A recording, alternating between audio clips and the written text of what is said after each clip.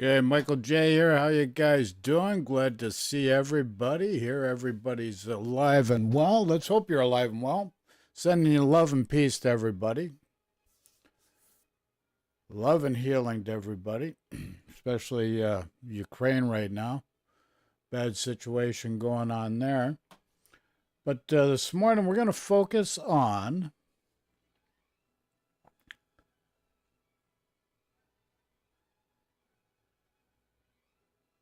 submarines and carriers, but mostly submarines. Because I really think submarines are broken in this game, and we really need to address this. So submarines are a mess, and this is something we need to work on.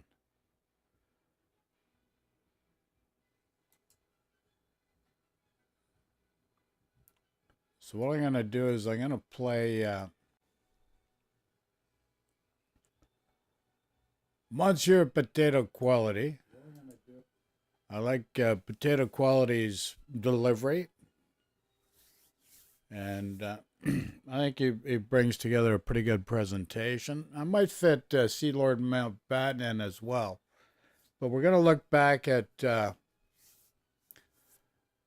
pretty much exactly a month ago, just days shy a month ago. Start off with April 5th, video after that, April 6th, and then one after that, I believe, April 8th.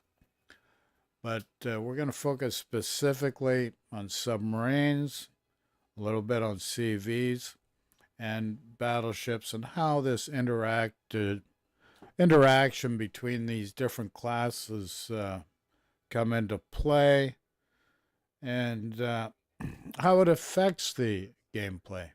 So questions, comments, throw in chat.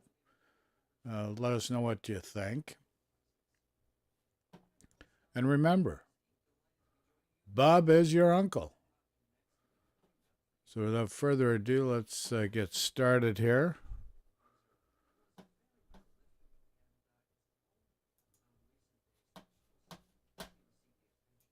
Today, I wanted to talk about Battleship play in 2022. Questions, comments, throw in chat there, I folks. have Thanks been really struggling to figure out how to play this game with Submarine and CV Matchmaker.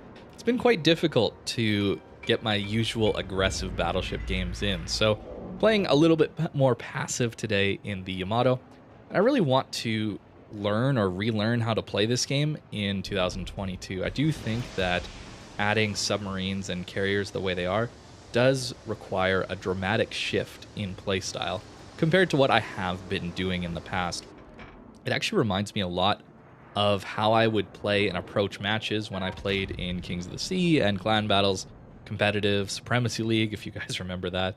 Although Supremacy League was actually much more aggressive because it was, well, tier 8 and before smoke fire penalties, so you could actually have a Bismarck smoke tunnel into the B cap, firing guns blazing, and not be spotted. That was a long time ago, though, so things have been changing over several years, but I do think that it's about time that I, instead of just complaining about the state of the game, I learn how to play it differently.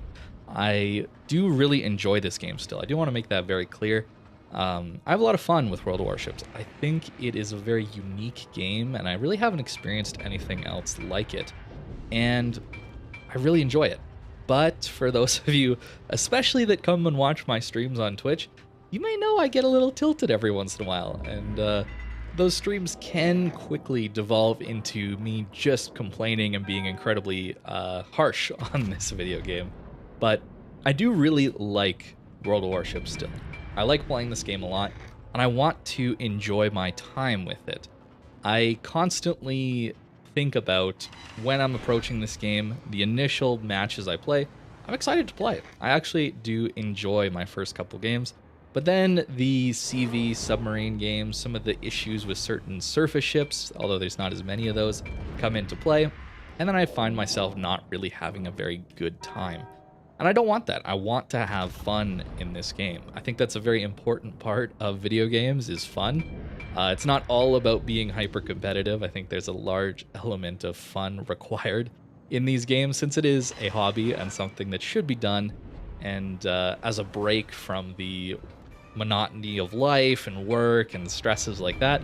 I think it should be fun, and that's what I want it to be and to continue to be for me moving forward. So Battleships in 2022 then, how do you play them?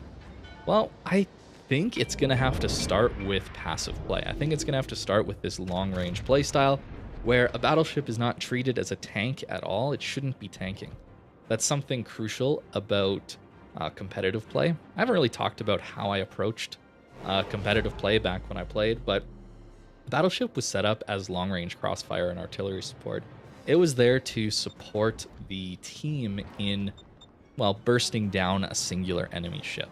And the overmatch helped, the long-range accuracy certainly helped, and it was really only used as a tank as a last resort. It was used to, well, really secure or try and win back a game in the later stages of a match, where then you'd push a battleship into a cap, into a really highly contested choke point, and try and win that way. But as far as initial positioning goes, using up that HP pool early really set your team at a disadvantage. So I really don't play this way most of the time, and it was really only in competitive that I played like that. And I think that playstyle and that mindset really does need to transfer over for myself to random battles. I think many of you know that I play random battles quite aggressively. And I gotta be honest, the games don't usually work out like you see on this channel. Surprise, surprise, YouTube videos are often cherry-picked best games.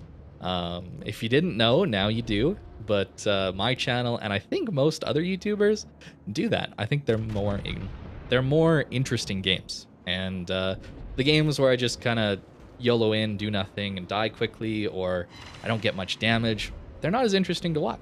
And there is an element of needing to entertain on YouTube for sure, but I want to also enjoy my time where I'm not, spending 8 out of 10 games feeling bad and dying quickly and getting frustrated. So I do also want to hear from you guys, what you guys think the meta is going to look like coming up this year, and how you specifically are approaching this game in a positive way, hopefully.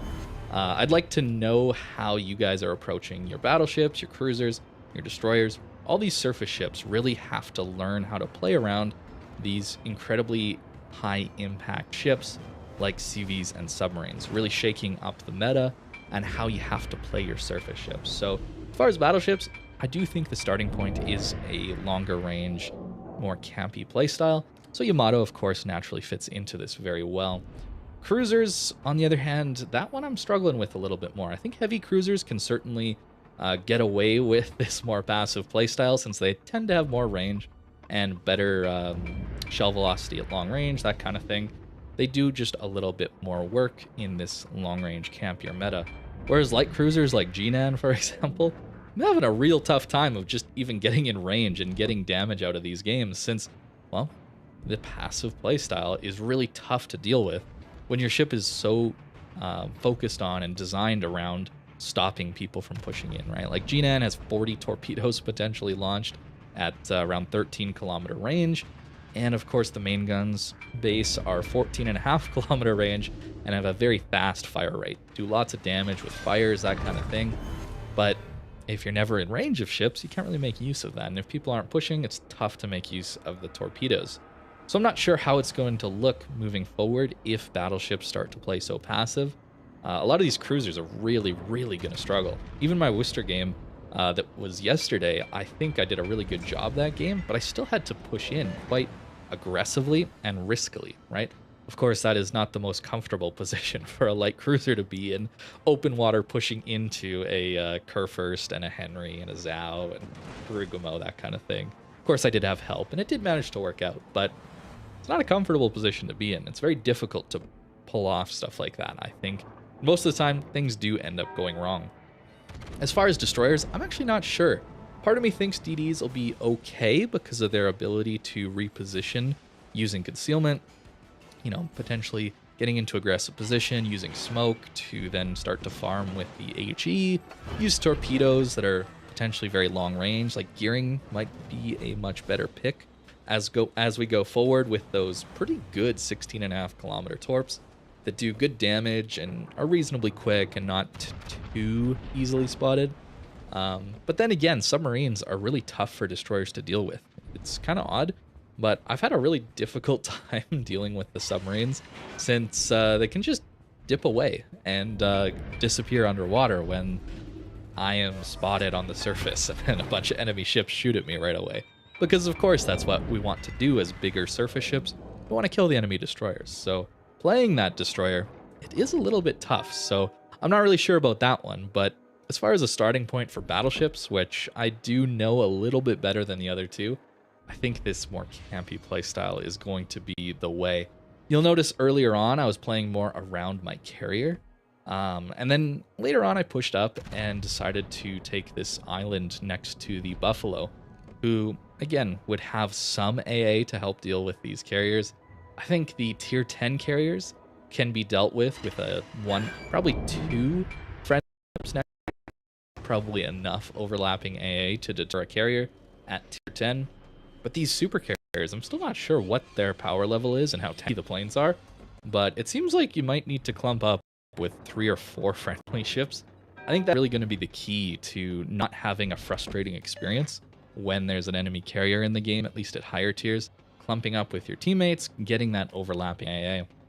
Now, of course, overlapping AA is great, but if your entire team lemming trains to one side, that's going to be an easy way to lose matches. I find that taking only one flank and giving up the entire rest of the map tends to lead to losses, since there's a lot of very easy crossfires that develop when you lose 3/4 of the map. And I don't know how to deal with that. I guess probably the answer is just 3-man div in ships with decent AA, and then you can take whatever flank that your team decides to just give up. But I don't really know. That's why I want to have your input in the comments down below.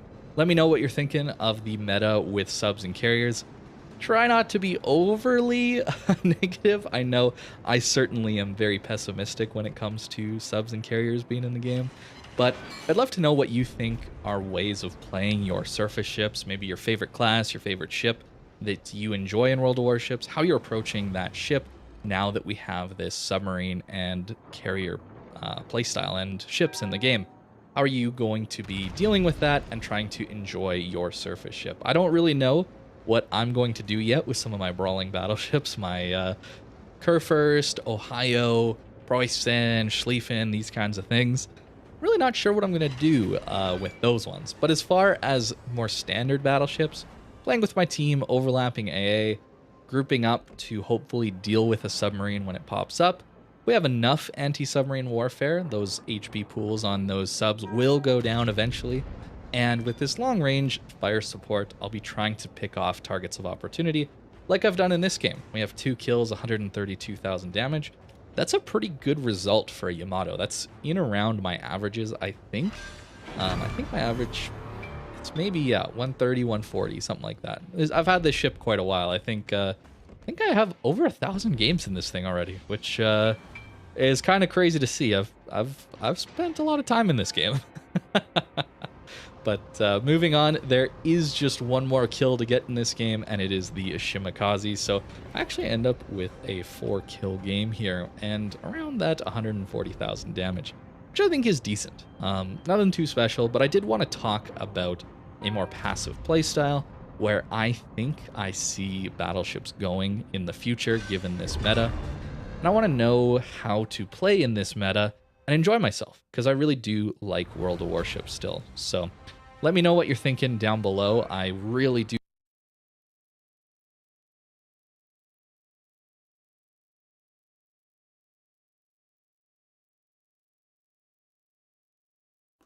So there you go. What do you guys think? So that was April 5th. So this is Potato Quality. He was with the original 07 clan that did very well at the Kings of Sea tournament right at the very beginning. So this video was April 5. Now we're going to move to another one here, which is on April the 6th. April the 6th. And here's where he gets right specifically into playing the submarines. So, my personal take, I think we should be have CVs, which are aircraft carriers, and submarines in their own game mode, similar to co-op. So when you go in, you got random battle, you got co-op, and then you got CVs and subs. They can be supported by robots. And that would make a better overall experience for everybody and allow them to open up for special game modes where they can interact separately and further refine the experience. Like, these guys just don't get it. And this is where they should be focusing their attention. But you can't lead a horse to water if it's not willing to friggin' drink the water. Simple as that. So let's move on to this where he goes into subs. And this is after this past video. This one's on April the 6th. Directly into subs. So questions, comments, throw in chat. So today I've got a few submarine games for you. Isn't that fun? I promise these are the interesting parts. I've definitely cut these out so that you actually see what the gameplay part is like, not all of the waiting. And let me be honest, there's a lot of waiting. But early on in the games I was playing, I often tried to use this strategy of just sending my torps out as soon as I had range on the cap, especially with the Balau with its 2 launcher reload times. It was an interesting way to potentially get an easy first hit on a destroyer that rushes a cap. Our Holland rushed in, and if the enemy destroyer had as well, I could have got a quick ping and potentially landed some good torpedoes on him. That didn't happen, so then we just get to take the B cap for free. This is something that is incredibly strong about these subs. Our Holland just rushed in and YOLO'd. But for myself, there's really no risk in me doing this since I can just dive. The Holland doesn't even have a smoke. So it's very, very, very risky for him. But I think that's one of the big issues here is there's not a lot of risk in playing these aggressive positions. And especially now with how tanky it feels like these submarines are, it's very difficult to die unless you go all the way in super hard and get yourself surrounded. Even then, I've found it's very difficult to die. Of course, another strategy to deal with destroyers is send some torpedoes towards their smoke and then blind hit a ping. I'm laughing, but this guy, I guarantee you, was a little bit frustrated with that. I know I would be. That's an easy 6,000 damage. Now, moving forward, we did force the Elbing out, and he does spot us. So he knows we're here. He knows we're caught bow in. I'm assuming he's going to want to go aggressive. He hasn't really seen much of my teammates around, so I just preemptively launch some torps for him and turn away. I'm really not scared here. It's shocking, actually. This ship, the Elbing, the destroyer, should be a pretty terrifying threat for me, and yet I'm really not afraid. I can just dive and run away. It's so easy. And in fact, our preemptive torps landed 1. So that's 13k into this Elbing so far. And now that we know he's used his damage control, since our damage numbers aren't ticking up, and we did land a flood there, he can't repair this ping.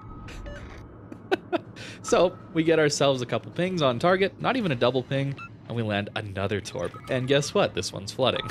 So we do have an enemy submarine to deal with. He did land a couple pings on ourselves, but a quick repair and we'll be out of the way of those torps in no time.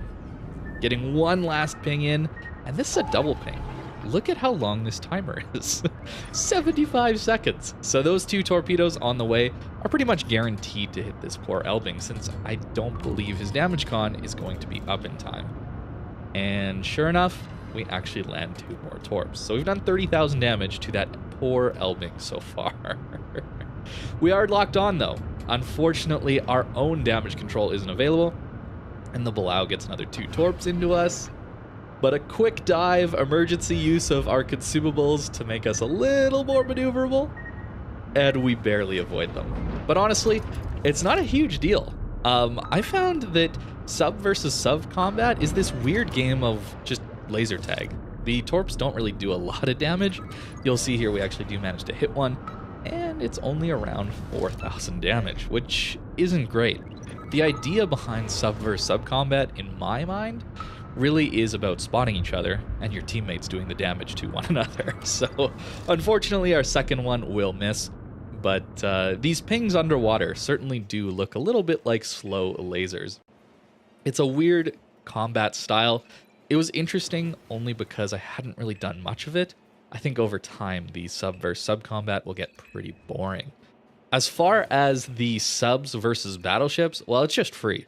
This is the most free gameplay experience you're ever going to get. This is the turn it on easy mode in Doom Eternal and just wreck face. Like, that's what this is here. There's really no danger at all. The only danger is that the enemy battleships die before my torps get there. I'm actually really not going to do much damage at all here, since these enemy battleships are going to die that quickly. I think that's really the unfortunate side of these subs. The gameplay loop is relatively easy, and unfortunately, it also means it's hard to get big damage scores unless you're very, very aggressive or get some pretty lucky games. I found myself often stonewalled by some destroyers or the enemy submarines, not able to get to the back lines like I want to be right here. Like, this damage is so simple to get. As I'm missing my pings, let's just ignore that and move on. It's very easy damage to get, but it always happens right at the end, and you notice the Prince Ruprecht is going to go down here. The enemy team is going to tick out on points. So I don't really have high damage games, and yet it's not a lot of fun, and there's not really a lot of interesting mechanics here. So nothing's really changed in that respect from the old subtests. My conclusion from that has largely stayed the same, outside of, well, these new ones are a little harder to take down, which is certainly disappointing for a surface ship. Especially if you're in an Elbing and you lose almost all your health to a single submarine. That is demoralizing. So I think I'm going to have to figure out a way to deal with these subs in my destroyers. I haven't played a lot of DDs against subs yet, but it certainly does feel very one-sided in these engagements. Something else I found about subs is a lot of these very well-contested caps. The C cap on this map and the D cap on North is very tough to get. This choke point is such a stalemate for most of the games that I've played on these maps that a lot of the time it's tough to even take these caps. But early game, no problem. I'll just YOLO in with my sub and hopefully take the cap above water. I'm using the island, of course, on my right to block some spotting from the enemy destroyers, and I get a cap very, very easily. To me, it's a little shocking how easy it is to play these objectives, how little risk I find in playing the objective like this. I'm not really much of a history professional or knowledgeable very well about especially naval history, but I do feel like when a submarine is around enemy ships, the goal really is to stay undetected as much as possible and not show yourself very easily to the enemy. I could be wrong. You could very well correct me in the comments down below, but it seems a little bit risky to be just full charging into capture zones like this without a care in the world. It seems a little bit counterintuitive to me, at least in terms of what I know of submarines, and that when they do get hit, they tend to die very quickly. They want to avoid taking hits, as far as I know. But here, I am undetected. I'm playing at periscope depth here, so I've got a very small concealment circle. But it still feels a little odd how easy I find it to just send it into caps. That's essentially my start of every match I'm playing. I'm just going to head straight for the cap and hopefully spot some stuff. And then if I do, maybe dive and run away, and, well, or I'll take a cap for free, like I have in these last two games. You'll notice smoke screens are some of the easiest targets for submarines. These very slow stationary ships are very, very, very easy to kill. And assuming you're decent with your predictions, these blind fire pings are not hard to get at all. So we've already landed 4 torps on this poor Harbin. I guess that's, yeah, the tier 8 from the new Ban Asian line. If you watch my videos as I grinded my way through this ship, and you'll know I hated the Harbin. So this is what suffering looks like. There it is, ladies and gentlemen. This poor Harbin player. I'm sorry. I've been there, man. Harbin is really, really, really rough. But yeah, submarines just make it that much harder. This poor guy got killed through no fault of his own, really. He just used his smoke, played aggressive, tried to get close to the cap, try and even be in range to shoot, and a submarine just pinged him through his smoke and killed him outright. It's a little ridiculous, in my opinion, still, just how unfair this is. It's at the same time as it's boring to play and boring to play against, it's also unfair. It feels very unfair from the surface ship perspective, and I don't really know what to change that. This current iteration, it's very frustrating. You know, this poor Stalingrad is behind an island from me. He knows where I am. I've been spotted. He knows I'm behind an island, and yet these torps, I curved around that island, and since I had a double ping, well, that's an 80-second homing timer. This poor guy takes 20k, and he actually goes down to my team. Fast forwarding this last little bit, I thought this was a hilarious clip. This poor Hindenburg.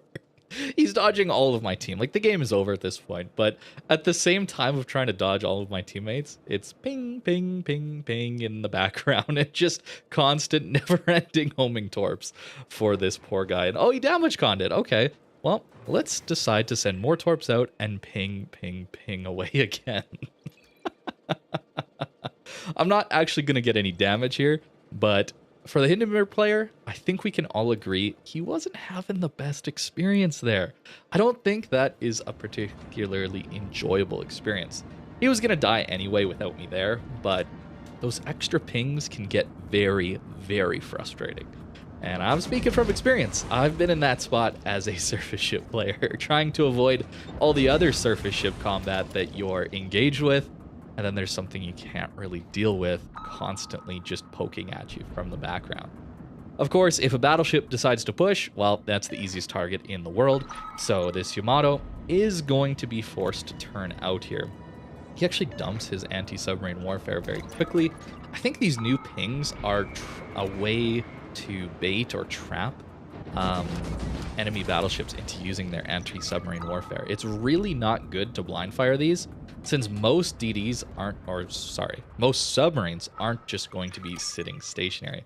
You'll notice how badly his anti-submarine warfare missed me by. He used his damage control right away, which actually worked out for him. I wasn't able to re-ping him for those initial set of torps. But the Belau is one of those spin-to-win style ships where there's torps front and back, constantly reloading. And, well, we get them with the second set here. And this is what I'm talking about when I say these ships are just a little bit too tanky and able to withstand very dangerous positions for too long. I am bow in, forcing myself closer to a Småland, a Belau, surrounded by ships like a Hindenburg, Elbing, Kurfürst, Yamato, and my team is all gone. This is a really bad position. It's time for me to turn away. But surprise, surprise, I do manage to get away with basically all of my health intact. I just ran away and kept these guys spotted for the most part. That was really my goal here. You'll notice I'm stirring in here. I'm ready to turn away and, well, get away very quickly. And since I outspot the Elbing, I outspot the DD, I can just sit on the surface and constantly spot this guy. These DDs that are seemingly requiring themselves to play around concealment, since they don't have a heal. They don't have the ability to dive underwater and become essentially immune to damage and spotting. They don't have that luxury. So this guy is forced to smoke up here, and it doesn't feel very fair from that surface ship perspective. I think that's the main thing to consider here that I have noticed a lot with these submarines is the counterplay. What it feels like to play against these things is it feels unfair. It doesn't feel like a balanced PvP experience. And as far as playing the subs go, well, if I show you 3 games in the course of, well, around 10 minutes, there's some action here. There's some decent, tense fights and experiences, but even then, it's really just me beating up on people. This poor Elbing takes 4 torps in his smoke after I got another double ping. And of course, because he ate all those torps, he wanted to damage con, and when he comes out of his smoke, I'm ready to spot him again, and I can just dive underwater like this to avoid damage. After I get my guaranteed ping, my torps are on the way already. What's a destroyer player to do other than run away? I don't think that's a very valid way to counterplay these. That doesn't seem like gameplay to me. So, unfortunately, I haven't had insane damage games, but they've all been games that I think showcase how annoying these submarines can be. But let me know what you think in the comments down below, and thank you very much for watching. I hope you have a great rest of your day.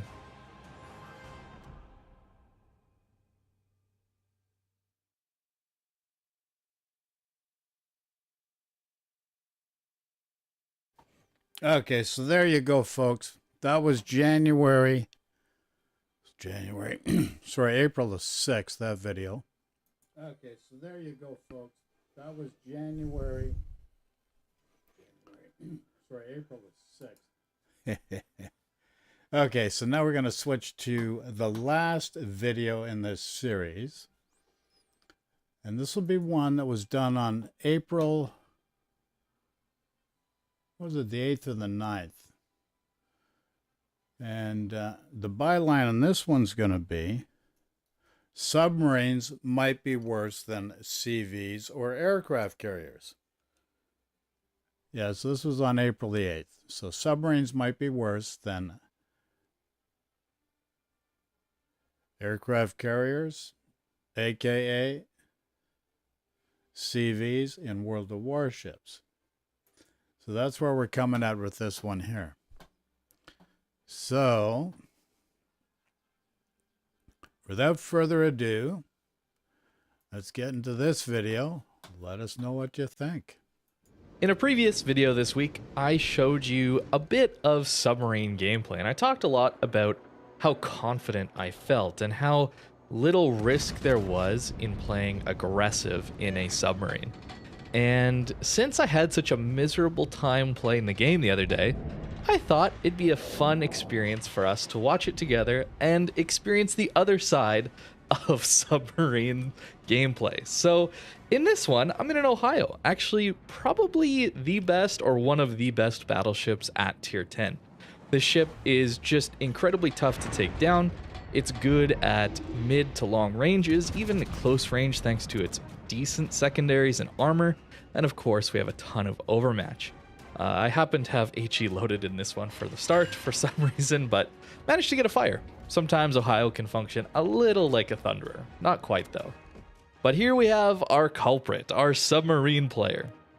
Ohio of course only has 6-kilometer anti-submarine warfare, or it's not very good. It's just really, really bad, and it doesn't do a whole lot. There's going to be a lot of points in this video where I get decent drops and I start getting hits on these subs, and it just doesn't really lead to much damage. This one was not the best hit, but we'll see later on that there's some pretty decent hits coming in, and the damage output is so low. It's shockingly low, and that's really the problem here, is the damage output is so low on these new versions of submarines. They have a lot of confidence in playing very aggressive. So here, I'm trying to take the B cap. I'm in a reasonably good position here, and, well, the submarine's not in the cap on the other side, so where could he be? Well, traditionally, I guess I would think a destroyer might go try and torp the Musashi, try and deal with the other DD around A, but this submarine is actually able to walk around behind this island and not be spotted 4 kilometers away from me, and torps me out. Fortunately, the damage output isn't enough to really kill me here, but it is certainly enough to force me forward and, well, make me reposition into a terrible position. This is often the problem, at least right now, for myself when it comes to submarines. I get myself into a position where I want to make a play, I want to play aggressive, but then a submarine enters a position which would be traditionally an escape route for myself, and then I'm out of luck, and I have to just charge in and hope for the best. So that's what we're going to do here. Our secondaries certainly opening up on this submarine, but the damage output is pretty low even from these secondaries, so this submarine is really just able to sit there and tank these shells for an incredibly long time, and with the new torpedoes sent, I'm forced behind this island. And now there's really nothing I can do since he is no longer spotted. I think the ability to play this aggressive with the submarines is a bit of a problem. As a lot of you mentioned, thankfully, that know much more about naval warfare and history than I do, submarines, as I've learned now, are traditionally more of a raider style of ship, something that would have gone after convoys, attacking supply routes, that kind of thing, from stealth. And if they did participate in a reasonably large size battle, they're probably just there for spotting. That's what I was learning from the comments, so I really appreciate you guys letting me know about that. So this tanky style of a submarine that is extremely active and aggressive in combat doesn't seem to fit history. But it's an arcade game, so it shouldn't really necessarily fit history. It should be fun. And that's the problem. This historical way of doing things for submarines has been changed into an unfun experience. And I think it's not very fun for either party, since submarines are very boring in my opinion, and from what I've seen, a lot of you agree. And for the surface ship player, it's incredibly frustrating to deal with, as you just don't know where they are, and they'll be ping after ping after ping, and like here, I get caught bow in.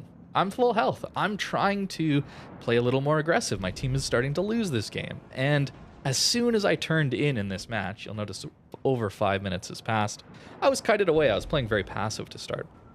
The instant I turned in bow in, a submarine popped up, and of course is able to launch a bunch of homing torpedoes on me. And I'm not going to pop my damage con, since the new pings are just going to come the instant my damage con is down. So I just sat there and tanked it. And that was okay as long as I have teammates around. Fortunately, I had some pretty decent teammates in this one, and some of my destroyers actually forced the submarine away a little bit. And I managed to catch some broadsides and do okay. I actually do pretty good in this game, I would say.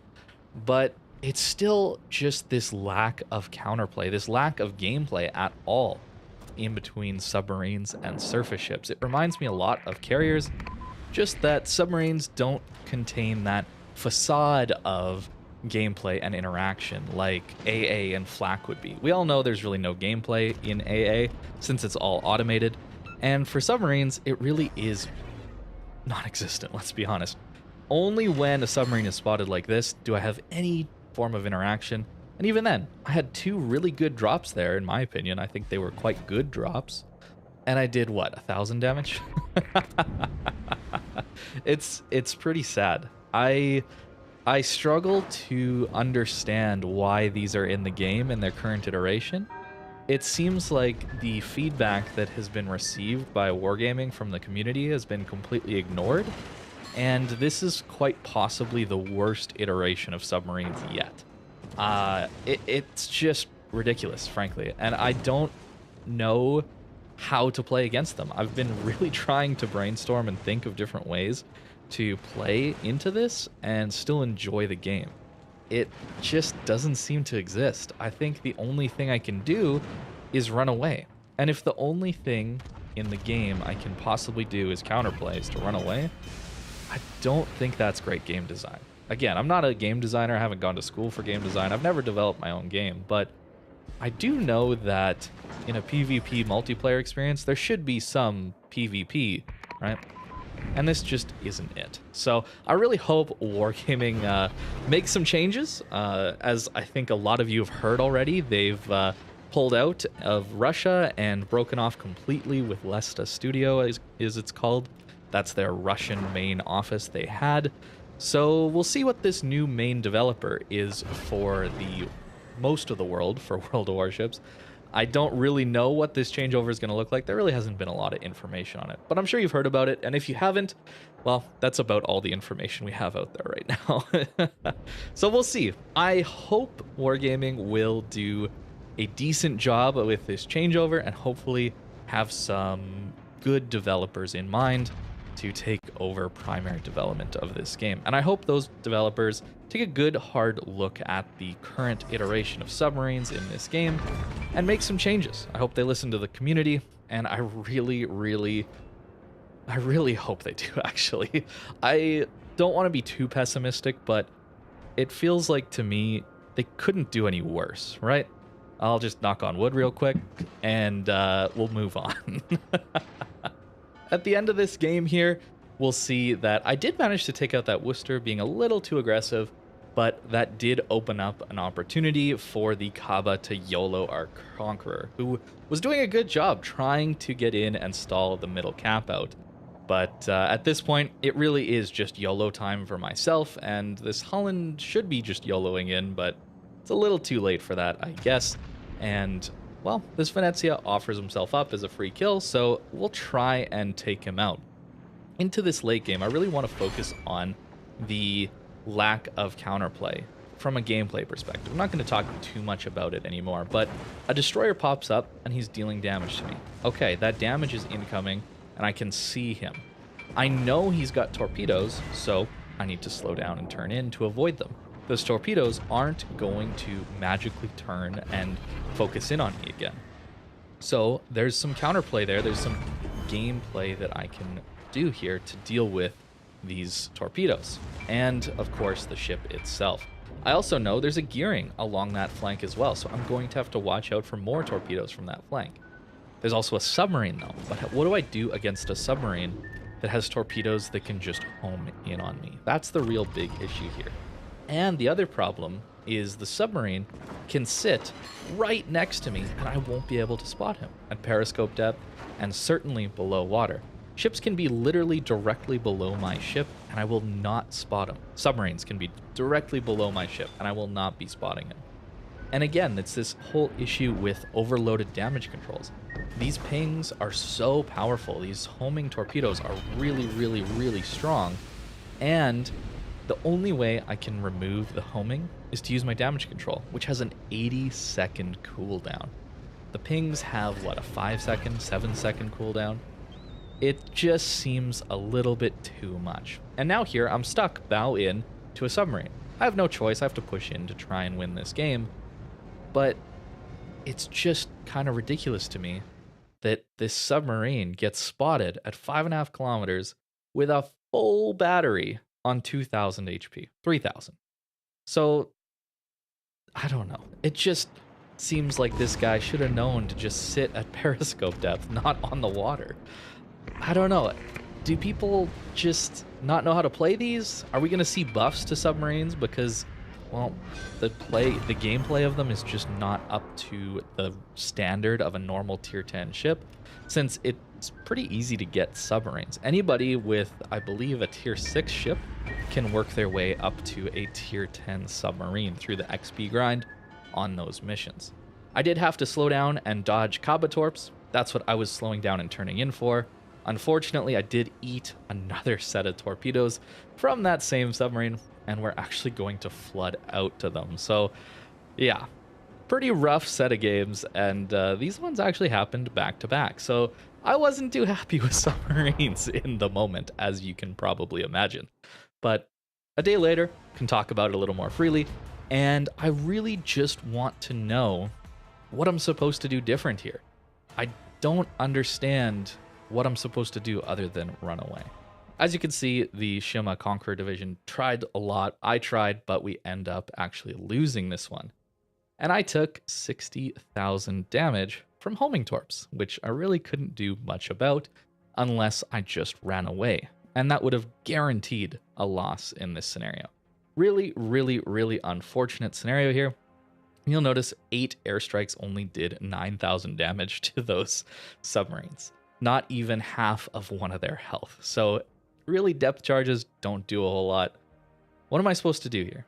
I'm at a loss. I actually am at a loss here. I don't know what to do. So let me know what you guys think in the comments down below of how to deal with submarines. What are some things we can do as a community, as individual players?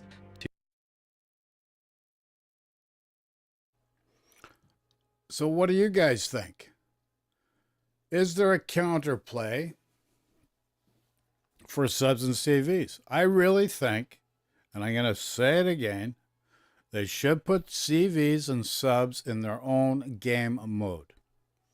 And then they can do special events where you can get the regular community where they can go into a certain mode and play against CVs and subs and test how the interaction works. But these guys just don't seem to get it. The CVs, they just ram down people's throats. Then the subs, they're just ramming down people's throats. And as potato quality there mentions, he says, hey, listen, they're not even listening to the community. And whether it's at the forums, their own World of Warships forums, they're not paying attention. YouTube, where there's a lot of people, we all like the game, but they don't get the fact that the playing experience for most players is being ruined. And they just do not seem to get that, and they can't figure out a different way of deriving a balance that works more proportionately to the overall player base. And they just don't seem to get how to do that. You never get it perfect, but these guys, I don't know what it is. It's a culture thing from Russia, maybe. Comrade, we know better than you. Come on, guys. Business is business. People are people. Treat people with dignity and respect. Expect dignity and respect back. It's a two-way street no matter where you go. So that's my 2 cents. That's my 5 cents. Crap, that could have been a full 6 bits there. But nonetheless, it's important. Love and peace to everyone. So take care, folks. Talk to you all soon.